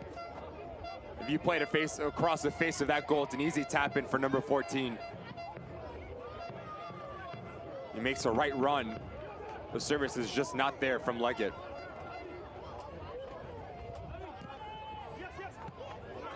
Pressure's been on El Paso for a big chunk of this half, but they have not yielded. Both of the goals coming in the first half. Moshabani in the first minute, and then Calvio in the 40th minute off a Moshabani assist. Moreno got the assist on the first goal. And the scoreline remains unchanged from there. It hasn't been for a lack of trying. Loudoun have been very close. No cigar, not yet. It's the same thing that Ryan Martin talked to us on our phone call this week, Sean. It's that final action. It's that little bit of quality when you're getting around that 18-yard box that has been lacking for Loudoun United, because between the boxes, they've been spectacular. They've been dictating tempo. It's been mostly one-way traffic for the home side. Just watch as you see El Paso Locomotive, all 11 players deep in their defensive half. One of the hardest things is to break down a mid to low block. The ball needs to move very quickly. You need to have a lot more movement on that front line. Really clever here from Leggett once again. Gets the right body position of Craig. Oh, and there's going to be a yellow card. I don't think it's for Craig. I think it might have been for one of the El Paso players walking away. It looks like Liam Rose may have been booked there for dissent for El Paso. Brandon Craig was not convinced. The referee got that decision right.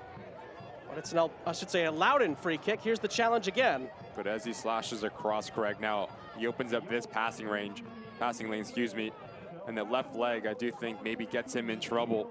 There's a little bit of a push in the back as well. Whereas the center back with the experience of Craig, you just move your feet, you make him play negative, and your job is done.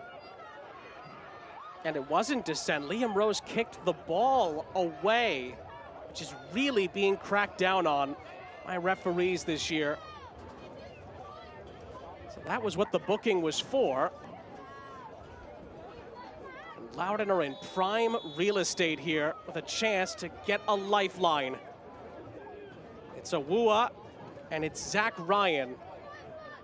Ryan hits it right into the wall, but gets a second bite. Loops it back in. Stauffer trying to shepherd it out, and he does clear it, but it's going to be out for a Loudoun throw. You expect Zach Ryan to do a little bit more with that opportunity. McCabe fizzes one back in. Almedkar recycles.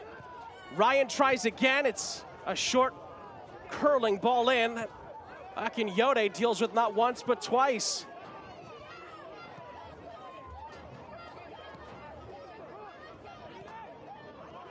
That ball is behind McCabe. Rivas picks it up for El Paso and tries to catch the goalkeeper off of his line, but Faroux is having none of that.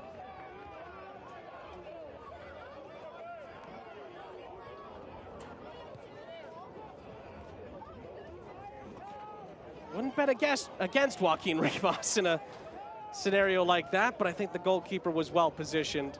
It would have been the second half-field goal for El Paso Locomotive. Alvarez did that down at Al Lang against the Rowdies as well. So it's something that needs to be on the scouting sheet when you talk about the Locomotive can pull up from any distance.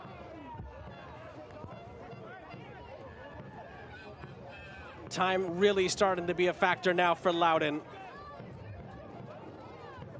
El Paso nearly over the line to get themselves off the schneid and finally into the win column. They're the last team that hasn't won this season in the championship.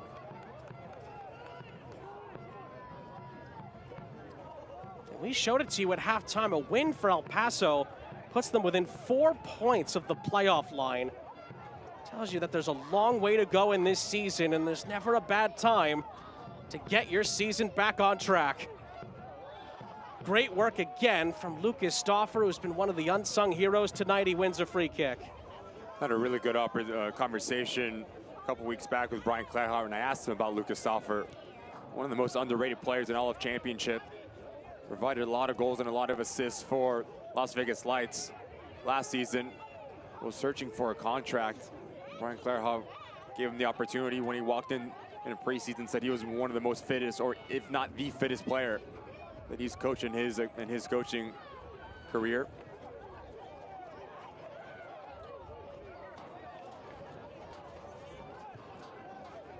Been another tactical little wrinkle for the Locomotive as well to start up this season.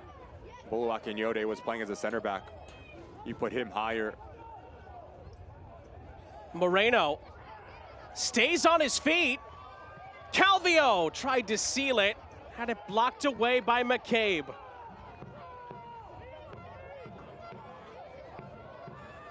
Akinyode's another very versatile player at Brian Clarehout's disposal, but he was beaten that time. Here's El Medkar. Awua doesn't get the possession, at least not initially. It's going to be a Loudoun throw.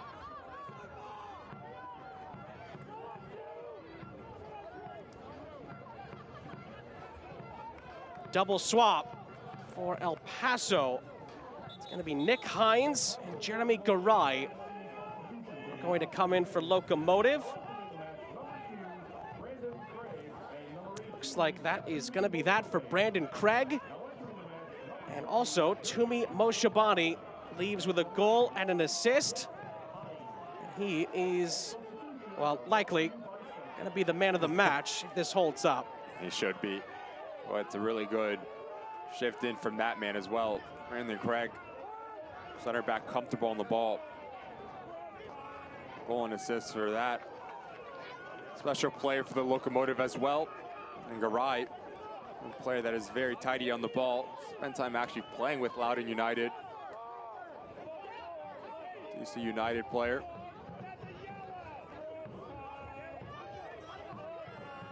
Jeremy Garay returns to Loudoun after moving to El Paso on a loan. So he's back. And he'll help El Paso try to get this over the line and get 3 points in their back pocket. Going back to our conversation with Bolo Akinyode. Started out this season as a center back of the back three. Brian Clarehout really liked his ability to play with the ball, to pick and choose passing lanes and break lines. But you always miss the ability to cover ground, him at a higher line in the center of the park. How many times have we seen him have the ability to recover? Ooh, Leggett nearly got in behind off the Velo ball over the top. Not able to do so. Leggett then tries to win it back, and he commits a foul. He says he got the ball. Referee disagrees. And he's been active since coming on, Leggett. You just see him feeding off his last time out against Orange County, the brace that we've talked about in Open Cup.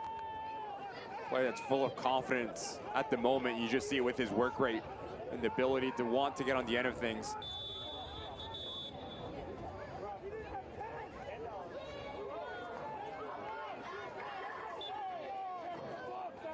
Jamali Waite will send it ahead. Loudoun win the first ball, but not the second. Sent into the penalty area. And Faroux is going to find the outlet for Velo. Loudoun will need quite the recovery now if they're going to salvage something. Williamson, pretty much all of Ryan Martin's attacking pieces are out there now. McCabe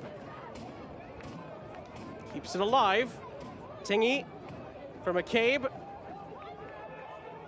Tingy bends the ball in. It's headed away from Alfaro. Rivas.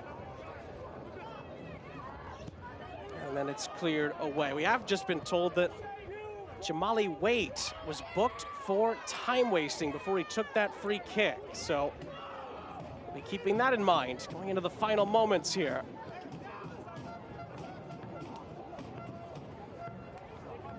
Navarez does very well, gets past a couple challenges and plays the ball ahead. But Armando Moreno is offside, he kicks the ball away, and you know what that means. A yellow card is going to follow.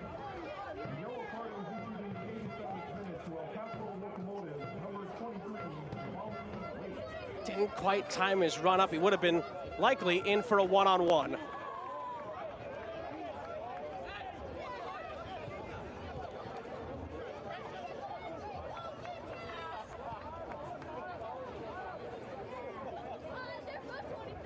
Tingy for Williamson. It's chopped ahead, but miscommunication with McCabe. He's gonna see this roll out of play for a goal kick, and you can see the frustration from Tommy McCabe as he was trying to keep that in with his hand.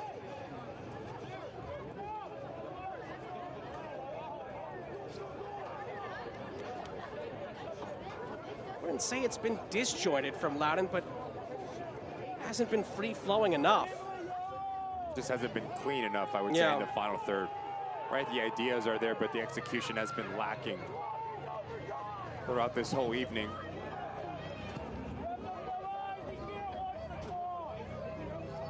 All over the top, it nearly fell for Moreno.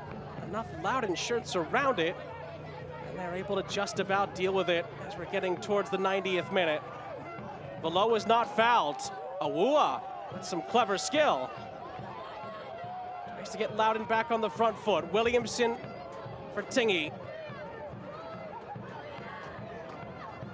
Tingy, was he tripped? Yes, free kick. Challenge from the substitute Nick Hines. As El Paso Locomotive go into a three-back system, now you have your wing-backs and you force them to do their defensive duties. Just steps across. Tingy kicks it back of Nick Hines' leg. It's a good call from our center referee.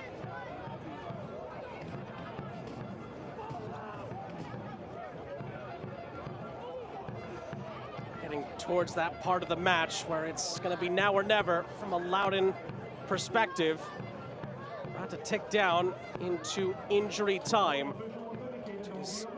Brought to you by Novak. Novak keeps you humming along. 4 added minutes.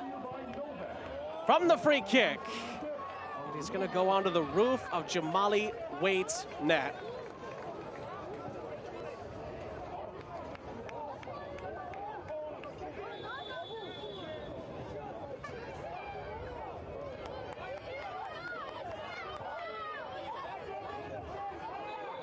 Paso have been so close at times this season to getting that first win. They've had late leads, halftime leads, have evaporated. Very rarely has El Paso been played off the park this season. A lot of the games have been one-goal games. It would just be a huge load off of their backs to see this out, especially on the road, to get a road 3 points as well, traveling to the East Coast. It would just be a gigantic bit of momentum for Locomotive. They have 3 minutes to see it out. It's headed out here. Williamson.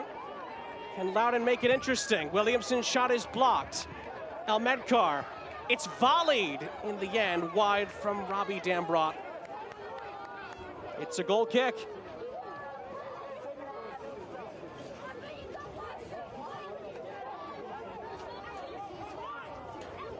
It holds. Loudoun will be staying on 8 points, just outside the top 8. It would be the 5th loss of the season in a game where Loudoun seemingly had all that momentum from Irvine, but it seemed to evaporate inside of a minute because of Tumi Moshabani's opening goal. El Paso have a chance to potentially seal it right here. Moreno. Joaquin Rivas maybe waited too long to take the shot on. It's volleyed back in. Awua is going to clear for Loudoun with 2 minutes left. Leggett is going to get on the end of this for Loudoun. Can he give Loudoun hope? Oh, he nearly did. Wonderful attempt from the substitute Wesley Leggett, but his shot bends around and wide. Route 1 stuff here from the home side. Not dealt with nearly well enough from Navarez, but you have to give credit to Leggett. Picks up his head. No option whatsoever. I'll go on my own. Isaac Agnetti does just enough to throw him up. That does not miss by much. Left foot has eyes for that top corner. Just pulls it a little bit wide. But he's been a bright spot since coming on the field like it has.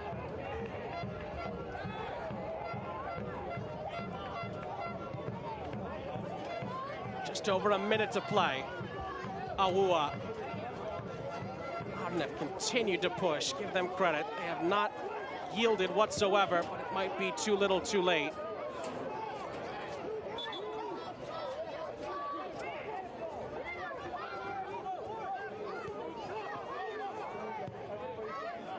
Ball is played in again. Tingy will get on the end of this. Has Williamson available. He plays him in. Tingy on the back heel. He's going to shoot. Tame effort in the end, and it is held by Jamali Waite as El Paso are 30 seconds away.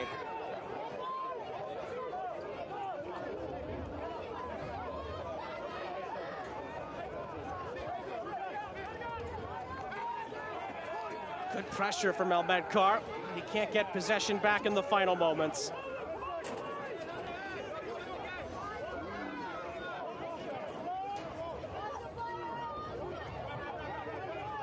He's 9 games in the league without a win.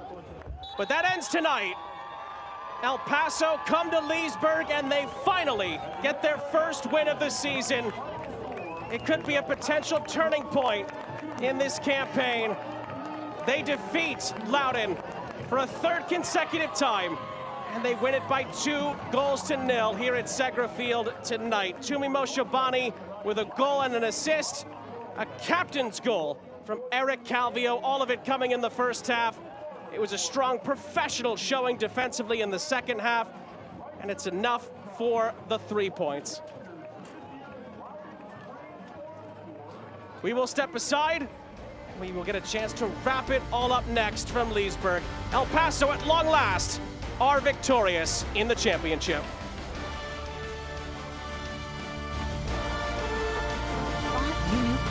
See the game, my friends. Expose the game. The real Chris just might surprise you. So you can change the game. Surprising. The agenda is you. Free thinking. News Nation is the only news organization whose name is reflective of you. Game changing. America is News Nation. Cuomo, weeknights at 8/7 Central, only on America's fastest growing cable news network. News Nation. News for all America.